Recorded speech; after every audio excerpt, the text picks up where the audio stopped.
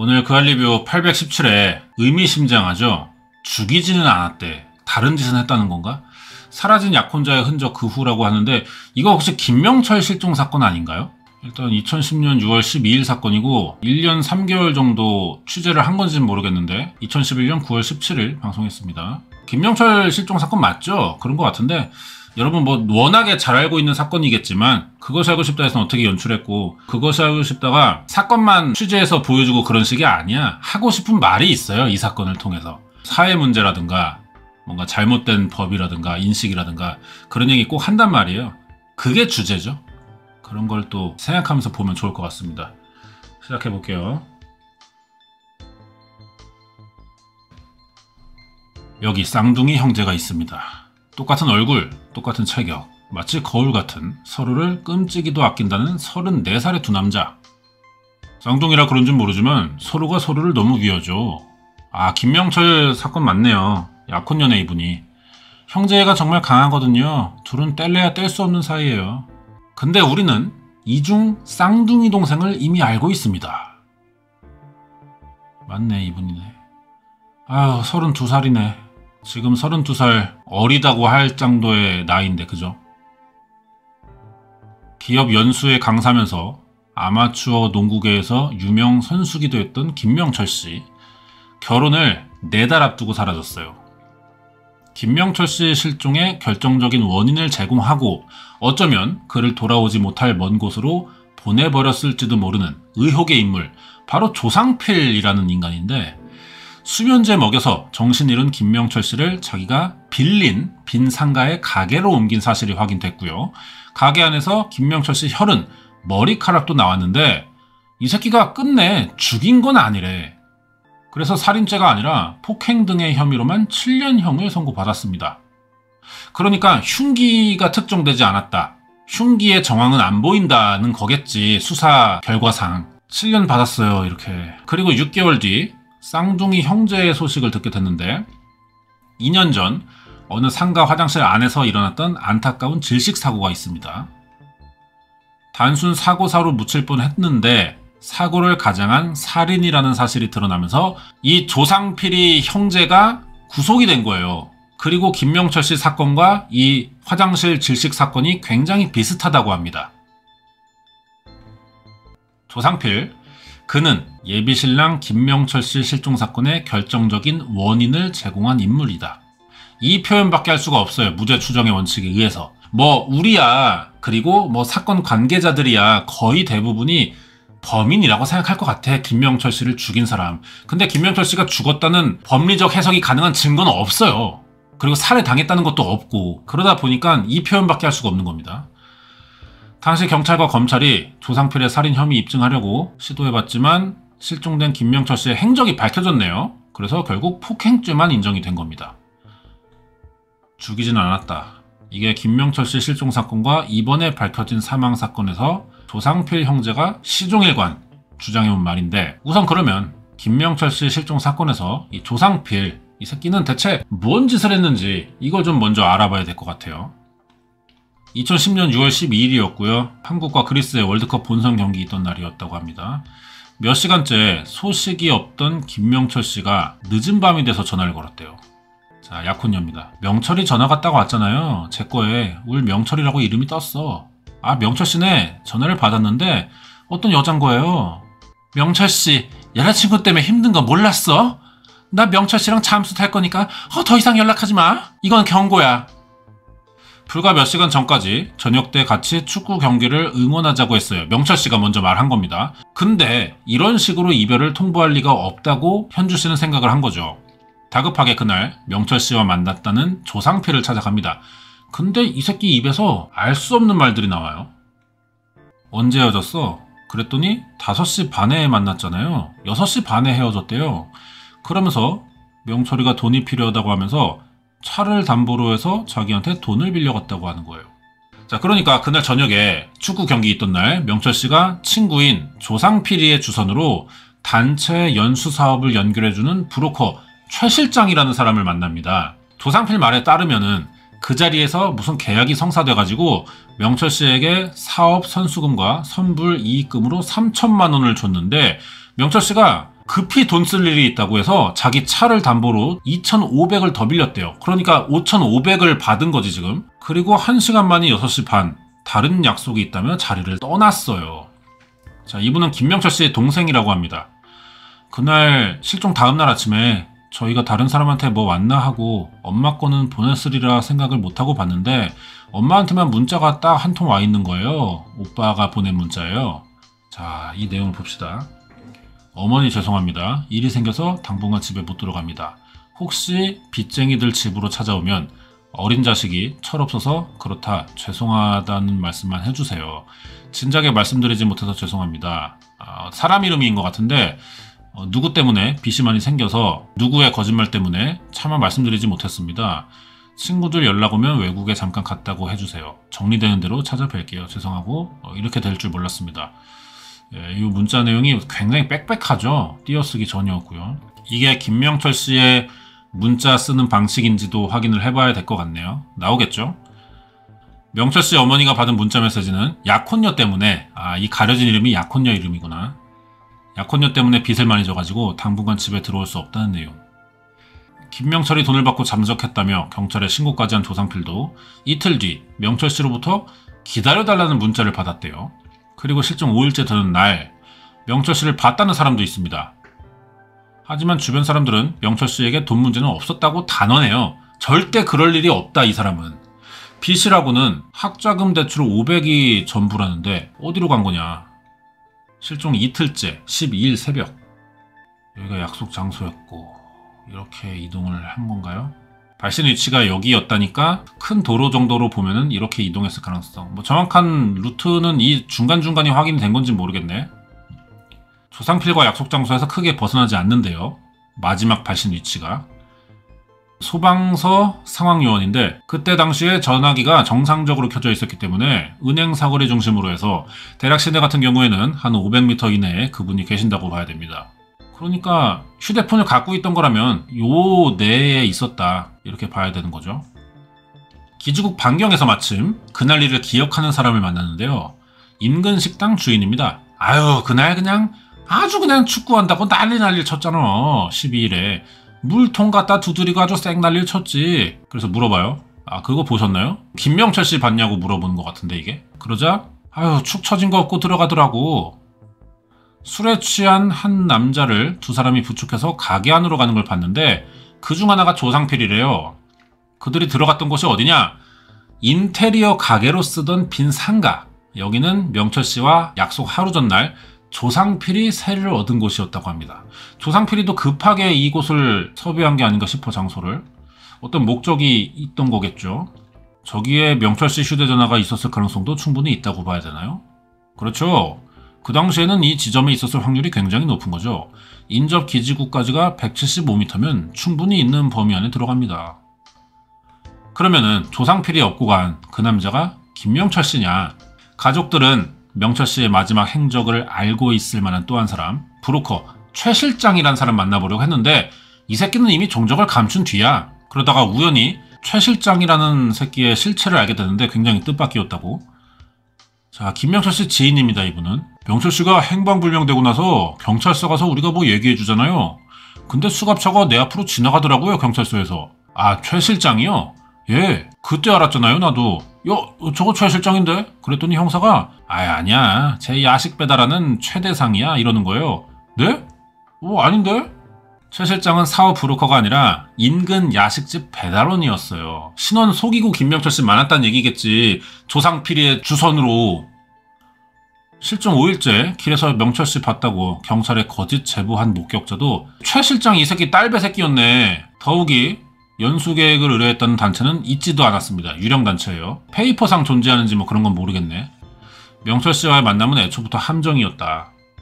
최 씨는 약속 전 조상필과 같이 병원을 3군데나 돌면서 수면제 21일치를 받았고요. 조상필이 시키는 대로 명철 씨를 만나기 전 술에 수면제를 섞어 넣었다는 사실도 털어놨습니다. 그리고 경찰 수사가 시작된 뒤 상가에서 발견한 건 모발 2점, 혈흔 7점, 명철 씨의 흔적이에요. 혈흔이 나오기 전만 해도 술 취한 명철 씨를 가게로 데려오긴 했지만 얼마 지나지 않아서 명철 씨 술이 깼고 스스로 걸어서 나갔다고 조상필이가 주장합니다. 근데 목격자 말 들어보면 없고 갔잖아. 자, 이 얘기를 하니까 조상필이가 말을 좀 바꾸나 봐. 거기서 가벼운 몸싸움은 있었는데 얼마 뒤에 명철 씨가 가게를 나갔대. 급하게 임대한 이 방을 나갔다는 거죠. 과연 그러냐? 현장에 남은 혈흔은 그날 이 가게 안에서 벌어진 일들에 대해 이렇게 증언합니다. 여기에 머리카락이 있는 거는 어떤 싸움 행위 때문에 부딪힌 게 아닌가 생각이 들거든요. 핏방울의 모양, 핏자국의 모양, 나머지 혈흔들의 위치, 그리고 흐르지 않고 동그랗게 맺혀있는 핏방울의 형태를 볼 때 두 사람이 눕거나 혹은 낮은 자세에서 피가 빠르게 튈 만한 폭력성이 있었을 것으로 추정된다. 그러니까 이거는 때렸을 때 상처에서 튀는 피인 겁니다.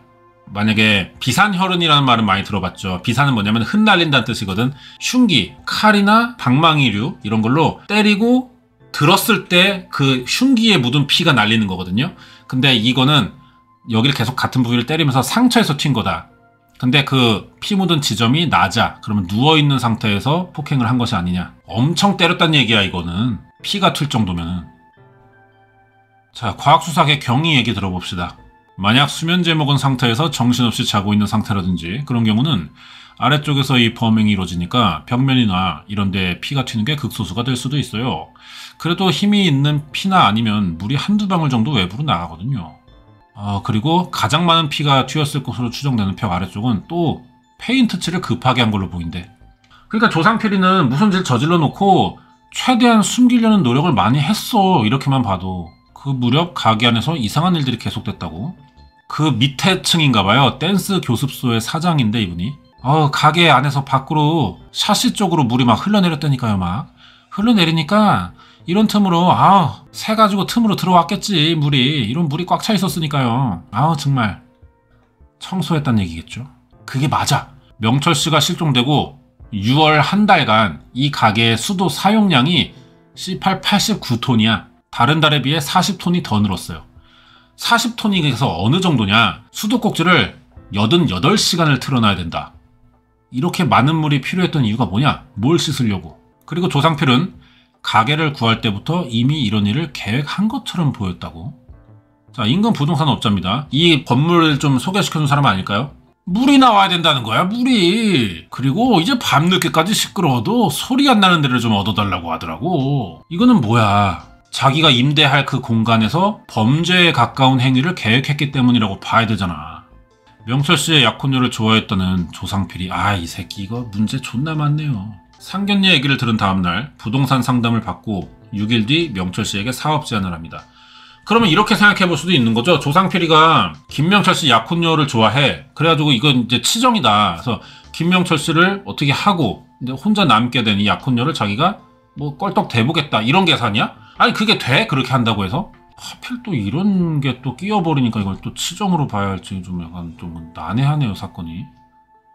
자, 사업 제안하고 약속을 잡은 거죠. 그리고 다음날 수면제 사고, 하루 뒤 술집과 렌터카를 섭외하고 명철 씨가 만난 거예요. 그리고 수면제를 산 그날 명철 씨 이름으로 보낼 문자 메시지를 작성해줄 친구도 섭외합니다. 자, 조상필이 측근 홍 씨라는 사람인데 2번이었어요. 제 휴대전화로 작성해서 보내주고 그 다음에는 모르는 휴대전화 갖고 와서 해달라 그러더라고요. 그 문자가 이걸까요? 그 엄마한테 이 내용일까요? 명철 씨를 만나기 하루 전날 급히 계약했다는 가게, 그곳으로 엎혀 들어간 뒤 명철 씨를 본 사람이 아무도 없습니다. 김명철 씨가 사라진 4일 뒤 조상필은 친구 차를 타고 폐기물 처리장을 가요. 이 근처에서 30분가량 있다가 다시 한강 둔치로 갑니다. 경찰도 뒤늦게 조사한 그의 행적 일대를 뒤늦게 추적해봤지만 뭐 아무것도 찾지는 못했어요. 그리고 1년간 재판이 이어지는데 살인 계획이 있었다. 그래서 검사가 조상필에게 법정 최고형 15년 선고했습니다. 근데 1심과 다르게 항소해서 대법원도 거치는데 재판 3번 있었단 얘기예요. 결국 폭행만 인정돼가지고 징역 7년을 선고받았어요. 이게 이제 아무도 납득을 못할 만한 판결이지만 법리적으로 그래. 죽였다는 증거가 그래서 없잖아. 존나게 수상한 것들이 여러 개 나오고 있긴 하지만 그래서 죽였냐? 그거는 확답할 수 없다는 거야. 조상필, 그는 이렇게 살인 혐의에서 빠져나가는 걸까? 2009년 5월 22일입니다. 새벽까지 사무실에 있던 두 사람 중 하나가 화장실에서 쓰러진 채 발견된 게 새벽 4시 반이에요. 이게 그 화장실 질식 사건인가 봐. 자, 신고를 받았어요. 119가 도착하니까 어느 건물의 공용 화장실입니다. 알몸으로 쓰러져 있었는데 사람이 바로 옆 건물 사무실에서 일하는 20대 후반의 박병준 씨였다고. 자, 그 당시 출동했던 119 구조대 이야기 들어봐야겠죠. 호흡도 맥박도 없는 상태였고요. 그래서 상황실에 연락을 취해서 인근에 있는 병원으로 심폐소생술을 하면서 이송을 했죠. 병원에서도 길지 않은 시간 동안 심폐소생술하다가 중단했어요. 주로 사무실에서 먹고 자며 지냈다는 박 씨는 그날도 새벽까지 동료와 사무실에 있었어요. 그리고 새벽 3시 박 씨가 샤워하겠다며 화장실에 들어갔고 1시간 반 동안 소식이 없어서 같이 있는 그 동료가 가봤더니 쓰러져 있다는 거야, 바닥에. 무슨 일이 있었냐? 구급대원 도착했을 때 현장에는 신고자와, 그러니까 이 신고자는 박 씨와 같이 그 사무실에서 지내는 사람이고 또 한 명이 있는데 조상필입니다. 상필이. 조상필과 현장에 있던 구 씨는 하나같이 숨진 박 씨가 최근에 잠을 자지 못해 괴로워했다, 이렇게 진술했어요. 근데 부검해보니까 박 씨 몸에서 수면제, 알코올 성분이 검출되긴 했지만 죽음을 부른 직접적인 원인은 따로 있었대요. 일산화탄소 중독이라는 거야. 화장실에 설치되어 있던 가스 온수기가 원인이다. 이거 뭐 보일러 샜다 뭐 이렇게 봐야 되는 건가? 자, 그래서 그 가스 시공업체 관계자 이야기 들어보면은 에이, 보일러 샤워 시설을 간이로 영사한 사람들이 집에 단단 말이에요. 술에 취한 사람들이나 아니면은 어린애들이 따뜻하니까 장난하고 이러다가 비슷한 사건들이 일어나요. 자, 박 씨가 사망한 현장이 가로 1.6, 세로 2.2, 굉장히 작아요. 좁은 공간일수록 산소 부족으로 사고 날 확률이 높아서 목욕탕이나 화장실처럼 밀폐된 곳에는 가스 온수기 설치가 금지되어 있습니다. 근데 설치가 돼 있네. 왜 이런 일이 일어난 거냐? 보일러 하시는 분인데 중고들이 고물상으로 나가고 하면은 그런 걸 수거해가지고 또 재활용하는 사람들이 간혹 있긴 해요. 근데 우리가 어떻게 그거를 제재할 방법은 없잖아요. 불법으로 단다는 거죠. 그러니까 허가가 안 나나 싶다, 건물에서. 그죠? 그리고 주변 사람들은 박 씨 죽음에 석연치 않은 점이 많다고도 하는데, 그 사망한 박 씨가 일하던 야식집 주인입니다. 병준이가 원래 털털하고요. 목욕도 잘 안 해요. 걔 샤워도 잘 안 하고요. 술도 못 먹어요, 원래. 술도 한 방울 먹으면 얼굴 빨개져가지고 술 안 좋아했어요, 원래가. 사망의 정황들과 전혀 반대되는 평소 생활 방식이었다. 그러니까 술 마시고 수면제를 상습 복용한 게 믿기지 않는 일이다. 또 다른 지인, 병준이요, 걔는 누우면 자요. 장소도 안 가려요. 소파에 앉아도 자고 의자에 앉아도 그냥 아무것도 없으면 무조건 자는 애예요. 그러니까 뭐 수면 부족으로 시달렸다는 그 구 씨랑 조상필이 말이 사실과 다른 거야. 박 씨는 숨지기 6개월 전까지 야식집 배달원으로 일했어요. 야식집 사장은 박 씨를 착하고 성실한 청년, 이렇게 기억합니다. 어느 날 그만두겠다고 했을 때도 좋은 일자리 찾았으리라는 생각에 기분 좋게 보내줬다고. 근데 연락 끊겼고 6개월 만에 사망 소식을 들었다는 거죠. 자, 계속 들어보자. 몸이 부들부들 떨리고 하늘이 노랬죠. 갑자기 죽었다는 소식 들으니까 믿어지지 않았어요. 계속 연락해봤는데 연락이 안 되고 있는 상황이었으니까 그동안 어떻게 살았는지도 모르고, 자, 불운한 사고였을 거라고만 생각했어요. 근데 얼마 뒤에 가게에서 직원들 앞으로 들어뒀던 보험금 찾으려고 알아보다가 놀라운 사실을 알게 된다고. 병준이 초상 치를 돈도 분명히 없을 뿐만 아니라 그 보험금 수령해가지고 동생이라도 좀 챙겨주면 우리가 이제 그 정도는 해줄 수 있으니까, 그래서 그거를 설계사한테 전화해가지고 문의를 하는데, 아니 박병준이 명의로 거액의 보험금이 있다는 걸 그때 안 거예요. 매달 12만원씩 납부하던 보험은 배달을 그만두고 요금 미납으로 실효가 됐고요. 그리고 또 다른 거액의 보험이 있었대요. 박 씨 앞으로 지급될 사망 보장금이 3억, 4억, 10억 3개 들어있었네. 17억이야, 합쳐서. 이 정도의 사망보험금이 지급되려면은 매달 158만원씩을 내야 하는 거래. 근데 이 박병준 씨가 배달 일 하면서 번 돈이 100만원 정도다. 초과되잖아, 낼 수 있는 돈이. 어떻게 보험료로 냈을 거냐는 거죠. 야식집 사장님의 생각이 이래요. 근데 박 씨가 사망하던 쯤에 보험사 콜센터로도 한 통의 전화가 온 적이 있다고.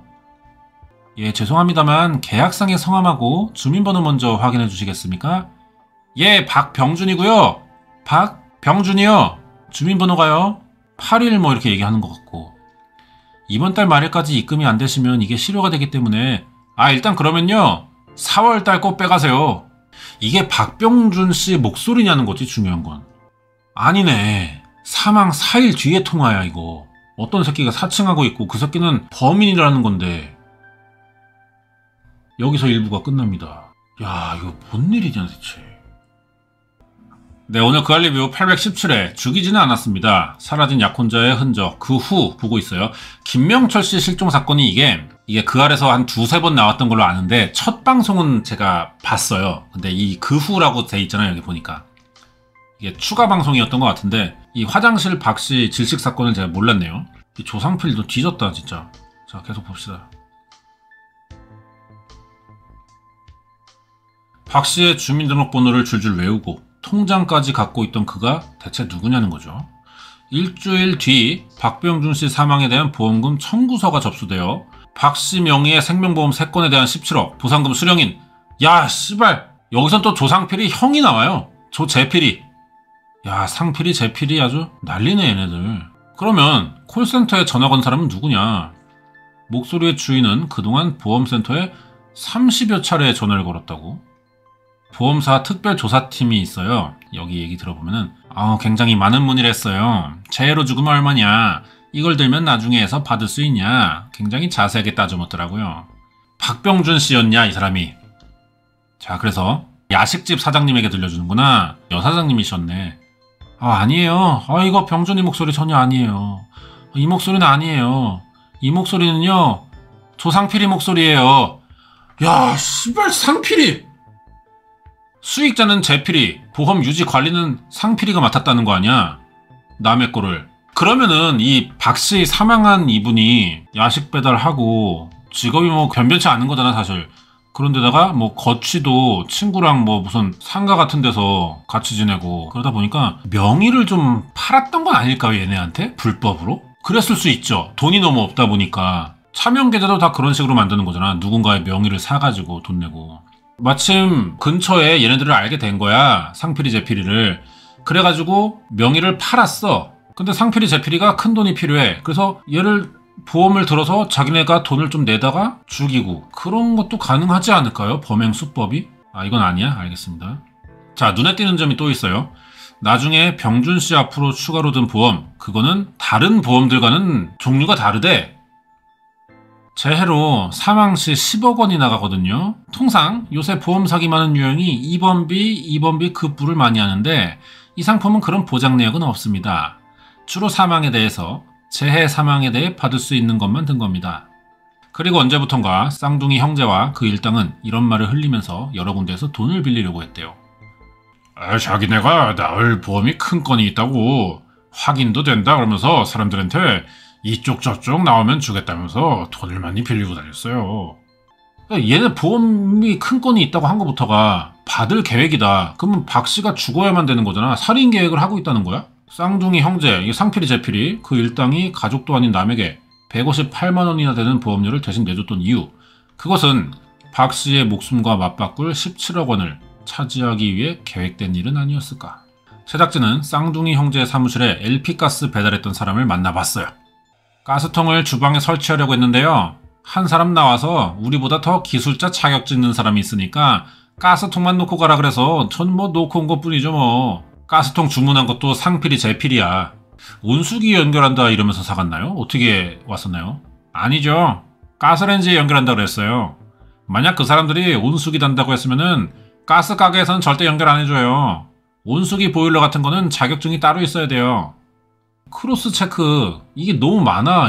물론 이제 정황들인 거잖아. 수상한 정황들. 근데 김명철 씨를 너무 많이 지나가고 있고, 상필이 재필이가.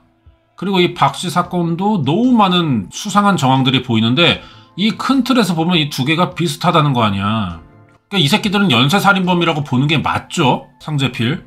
가스레인지에 연결한다고 가스통 이제 사놓고 가스 온수기에 연결했어요. 쌍둥이 형제는 보험 수익자를 조재필로 바꾸고 10일 뒤 LP가스, 그 다음날 순간가스 온수기를 구입합니다. 그리고 그들은 좁은 화장실 벽에 가스 온수기 달고 유일한 환기구인 창문은 나무 합판을 덧대가지고 실리콘을 발라서 막았어요. 밀실을 만든 거잖아. 이건 질식을 시키기 위한 그 사전 작업인 거죠. 여기가 창문이 있던 자리인데 이렇게 막았구나. 이분이 사건 수사하셨던 분인가 봐요. 창문이라든가 출입구가 다 실리콘으로 밀폐가 돼서요. 공기가 통하지 않는 그런 구조로 만들어 놨었죠. 이 피의자들은 겨울에 샤워하는데 찬바람 들어와서 추워가지고 막았다는 그런 주장입니다. 말은 되는데 존나 치밀하게 준비했다 이 새끼들. 수상한 것들이 정황들이 보여도 나름의 다 이유가 있나 봐. 그렇게 따져 고민해가면서 계획한 건가 봐. 자, 더 놀라운 사실, 또 놀라워. 가스 온수기의 뚜껑을 열었을 때 드러났는데요. 새까만 그을음이 묻어 있었다. 열 교환기가. 보일러에 대해 잘 모르겠지만 딱 그냥 봐도 정상적인 상황은 아닌 것처럼 보입니다. 탄 것 같아. 그 뜻이 뭐냐? 정상적이지 않은 방법으로 연소가 이루어졌다. 그리고 그 결정적인 원인이 온수기 오른쪽 부분에 숨겨져 있었다는데 여기래요. 정상적인 경우에는 안전장치가 이렇게 설치되어 있는데 누군가 인위적으로 끊었다고 보는 거죠. 설치하면서도 보일러를 고장내기까지 했다. 이 질식사고를 일으켜야 되니까. 경찰 조사에서 조상필은 보험 문제에 대해 박 씨 가족과 얘기가 끝난 일이라고 했대요. 보험 문제를 고모에게 이야기했고 고모에게 전후사정 이야기했고 보험금 나오면 고모님에게 연락할 테니 나중에 챙겨주라고 했습니다. 그래서 서로 연락처를 확인했습니다. 고모도 조사를 받아야 되나? 근데 조상필이가 또 보험 문제 관련해가지고 박 씨의 동생이 작성한 위임장을 갖고 있어요. 박 씨 가족은 왜 이런 결정을 한 거냐? 보험 네가 수령해라 라고 위임장을 만들어준 거잖아. 이 위임자 진짜 박 씨의 동생이 써준 게 맞냐? 동생과 통화해봅니다. 예, 그런 적 없어요. 위임장은. 그때 그 사람들이 아빠 인감도장 필요하다 그래가지고 받아간 적은 있어요. 형 몫으로 나온 돈이 있다 그래서 그걸 찾아서 주겠대요. 그래서 그런 거죠. 위임장을 써가지고 인감도장을 받아서 찍은 거구나, 상재필이가. 인감도장 줄 때도 뭐 형 몫으로 나온 돈이 있던데 이게 17억이나 됐다는 얘기는 안 했고 한 번도 들어본 적 없대, 이 말은. 그런데도 박 씨의 가족은 왜 여태까지 이 사실을 이제 알았잖아. 왜 가만히 있는 거냐. 자, 동생 만나봤네요. 아, 진짜 화도 많이 났는데 다 연관하지 말라 그래가지고 고모가 여기 너무 무섭다고요. 그냥 그 사람들 연관되지 말자 그래서 아버지는 저한테 너 빨리 군대 갔다 오라고, 연관하지 말라고 그렇게 된 거죠. 지배력이 엄청난데요, 만나는 사람마다. 근데 조상필의 집에는 의심스러운 서류가 또 보관돼 있어요. 박병준 씨 도장이 찍힌 여러 장의 문서입니다. 그거는 김명철 씨가 실종될 당시 조상필이 명철 씨로부터 받은 거라며 내민 것과 똑같은 형식이래요. 대출 신청서? 자, 김명철 씨 아버지가 세상에 이렇게 내용 없이 어떻게 이게 작성이 됩니까? 그렇지 않아요. 기록 내용이 하나도 없잖아요. 단지 명철이 도장 찍고 지문을 찍은 거예요. 조상필, 조재필 쌍둥이 형제는 왜 김명철 씨와 박병준 씨 이름으로 내용도 없이 서명과 날인만 된 각서랑 차용증을 만들어준 거냐. 그러니까 먼저 사인부터 받아놓고 필요할 때 유사시에 이걸 채워서 원하는 걸 받아내겠다, 뭐 그런 건가? 협박의 수단이 될 수도 있을 것 같아요. 이렇게 받아놓고 너 있잖아, 우리 말 안 들으면 내가 여기 10억 쓰면은 넌 10억 우리한테 줘야 되는 거야. 약간 이런 식으로. 뭘 쓰려고 했을까? 여기에 유튜버가 된 표창원 전 경찰대 교수님입니다. 나중에 누군가 의심하고 조사를 하게 되면 거기에 대한 증빙으로 어떤 범행의 혐의를 벗어나는 수단으로 삼거나 다양한 용도로의 활용 가능성을 염두에 두고 그런 백지 위임장, 백지 차용증 등을 받아두는 걸 범행수법의 본질로 삼았던 걸로 보입니다. 여러 가지 상황에서 임기응변식으로 돈이 필요한 상황, 어떤 돈에 대한 증빙을 해야 되는 상황, 그때에 맞춰서 액수를 적으려고 했던 거다. 유사시에 사용할 생각이었던 건가? 박병준 씨가 죽기 전 쌍둥이 형제 사무실에서 누군가 인터넷에 이런 내용을 찾아본 적이 있어요. 일산화탄소 중독. 그리고 이 검색 기록을 은밀히 지워버리려던 사람이 잡히는데 상재필이 형제의 친구입니다. 김병국이 사망 사건과 관련해서 증거인멸 혐의로 구속이 됐어요. 김명철 씨 실종 당시에도요, 이 쌍둥이 형제가 만든 알리바이에 맞춰가지고 명철 씨에게 현금 3천을 직접 갖다 줬다고 여러 번 진술을 거짓말로 했던 사람입니다. 자, 이제 김명철 씨 동생 이야기 다시 나와요. 저는 김병국이 왜 계속 아무 이유도 없는데 불구하고 오빠 사건 때 여러 번 경찰서 와서 진술하고 그랬는지 참 의문이 많았거든요. 그 당시에는 몰랐구나. 그러니까 김명철 씨 사건이 일어나고 그 다음에 박 씨 사건도 일어나면서 병국이의 존재가 드러난 거구나. 그리고 김명철 씨가 실종된 뒤에 조상필 차량으로 한강변 일대를 돌았을 때도 병국이는 그 차에 같이 타고 있었대요. 쌍둥이 형제 비롯해서 이번에 구속된 4명의 관계는 주변에서 다 알 만큼 각별한 사이, 그러니까 이거 조상필, 조재필 형제가 설계해가지고 친구 2명 끌어들인 4인조 연쇄살인 사건인 거네. 한 10번 보면 한 7번은 같이 다니고 4명이서요. 예, 항상 같이 다녀요. 넷이 정말 형제처럼 뭐든지 함께 그렇게 지낸 걸로 알고 있거든요. 이거 방송 첫 장면이었던 것 같은데, 그죠? 김명철 씨 실종 사건과 박병준 씨 의문의 사망에는 또 하나의 공통점이 있는데 수면제라는 거예요. 숨진 박 씨 몸에서 수면제와 알코올 성분이 검출됐지만 쌍둥이 일당들은 숨진 박 씨가 수면제를 상습 복용해왔다고 주장했습니다. 수면제도 박 씨 본인이 직접 처방받은 약이래요. 근데 수면제 구입 봉투와 구입 영수증에서 나온 주소는 박 씨가 아닌 조상필의 집입니다. 김명철 씨 사건 때도 상황은 비슷해요. 자, 그 약 처방한 병원입니다. 예, 그날 초진으로 왔기 때문에 우리도 수면제를 많이 처방은 하니까 일주일치, 하루에 한 알 일주일치요. 7알. 날짜는 언젠가요? 6월이에요. 6월? 10일? 6월 10일. 그 축구 그리스전이 6월 12일이었으니까 김명철 씨가 그때 만난 거잖아. 조상필이랑 최 실장이라는 그 딸배 새끼랑. 이틀 전에 수면제 받은 거네요. 그렇게 해서 하루에 21정. 3주치. 아, 매일 받은 거구나. 그러니까 이틀 전부터 매일 찾아가서 그리스전 그날 쓴 거다. 이렇게 봐야겠죠.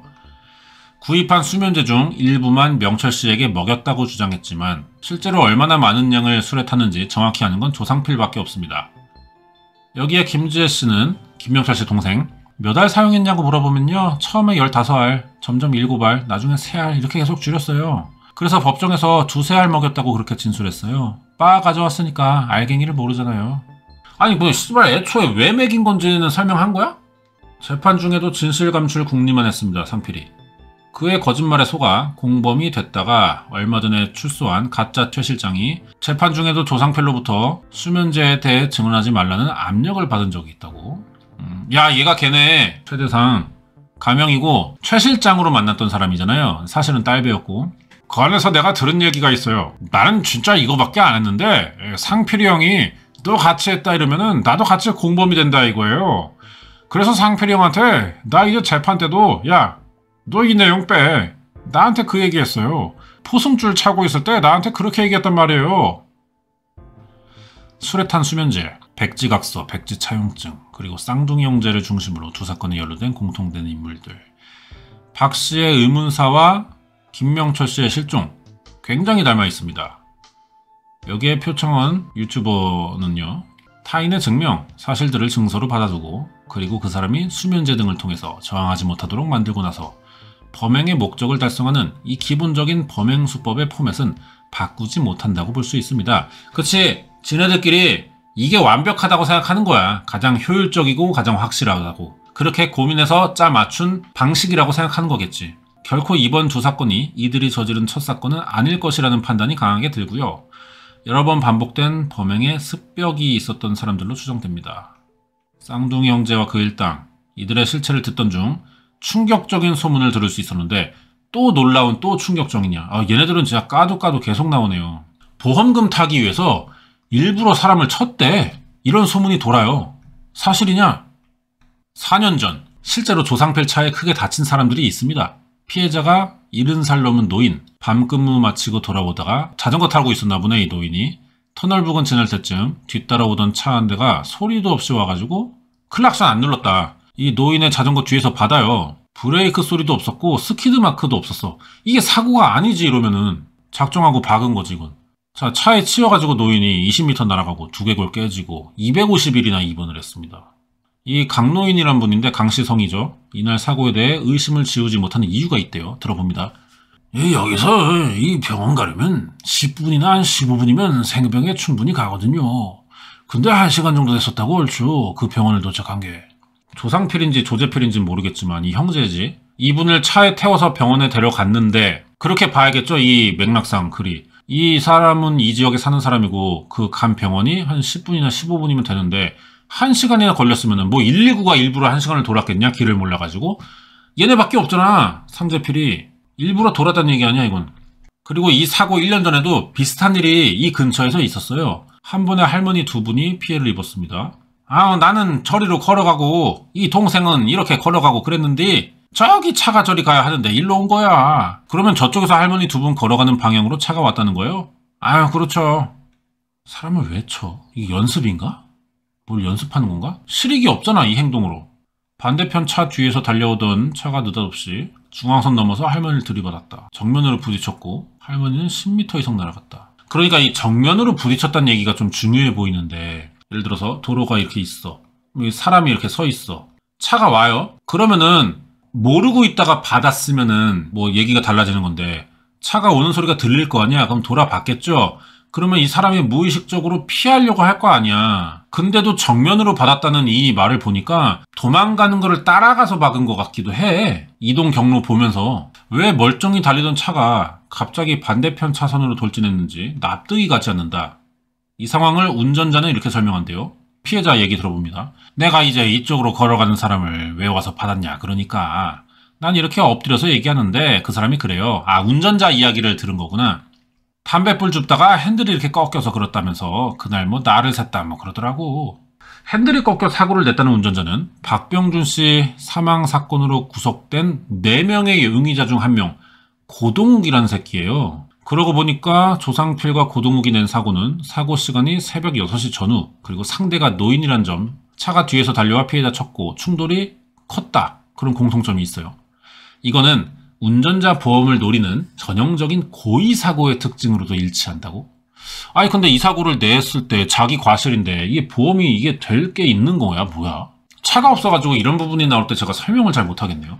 피해자 모두 합의가 쉬운 노인이라는 것도 우연으로 보기에는 어렵다는 게 전문가의 분석. 자, 여기 이수정 교수 나옵니다. 강호순도 결국은 프로 보험 사기범이에요. 보험 사기 여러 번 하다 보면 인명에 대한 경시 태도가 생겨요. 왜냐면 보험금 타기 위해서 결국 사람을 다치게 해야 보험금이 많이 나오잖아요. 그러면서 점점 보험 범죄의 강도라든지 방법, 피해 정도가 점점 커지게 되는 그런 증폭 현상이 일어나게 됩니다. 어쩌면 그들에게는 다른 사람의 생명을 뺏는 일이 절대로 생각할 수 없는 일이 아닐지도 모른다고. 뒷이야기 조금 있는데, 조상필, 조재필 쌍둥이 형제가 와, 이 새끼들 뭐야? 93년에 스케이트 한 켤레 훔치려고 체육사 주인을 살해한 적이 있다네. 16살 때래요, 이게. 미친놈들이네, 이거. 아니, 이 새끼들 뭐야, 대체 정체가. 이거 좀 정신적인 문제 있는 새끼들 아닙니까? 조상필, 조재필 얼굴 공개돼 있나요? 아, 이 새끼들이구나. 이런 씨발 새끼들, 진짜 씨발. 이런 씨발할 새끼들, 이거 이 새끼들이었구나. 맞네, 기억나네. 와, 그래요. 와, 얘는 정체가 뭐냐, 진짜. 이걸로 그냥 범인이라고 보는 수밖에 없지 않습니까? 이게 뭐 다른 생각이 들어요? 근데 죽였다. 그 증거가 없는 거잖아. 그럼 이 사람들 지금 뭐 하지? 감옥에 있나요? 뭐 해, 지금 어디서? 김명철 씨 실종 사건이 이게 이 사건 전부가 아니네, 이게. 상필이, 재필이 얘네들 진짜 존나 문제입니다. 그 중에서 조상필이가 좀 약간 뭔가 좀 주도적으로 한 것 같아요.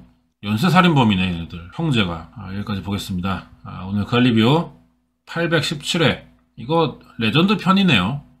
죽이진 않았습니다. 사라진 약혼자의 흔적, 그 후. 그 후가 이제 박씨, 김명철 씨 사건 이후에 일어난 그 목욕하다가 보일러 사고로 죽은 걸로 된 그 후가 그 부분이었나 보네. 재미있게 잘 봤습니다. 몰입 있게.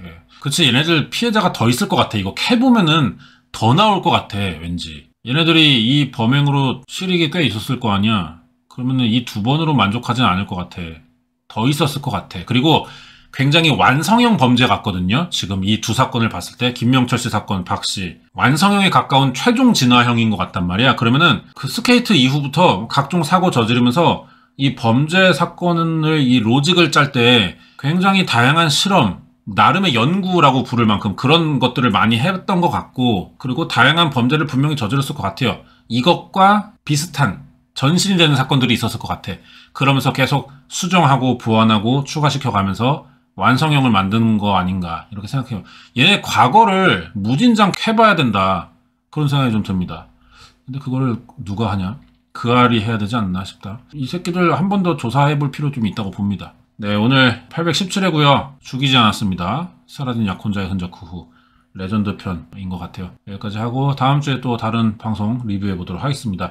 댓글로 원하시는 예전에 봤던 것 중에 좀 기억에 남는다, 리뷰로 다시 보고 싶다 하시는 방송 있으면은 정확한 회차 기억 안 나도 어떤 사건이 있었는데 그거 리뷰해주세요. 이렇게 댓글로 좀 남겨주시면 저희가 확인해보고 또 제작하는 데 도움 되니까요. 좀 부탁드릴게요. 댓글 많이 남겨주세요. 오늘 여기까지 하겠습니다.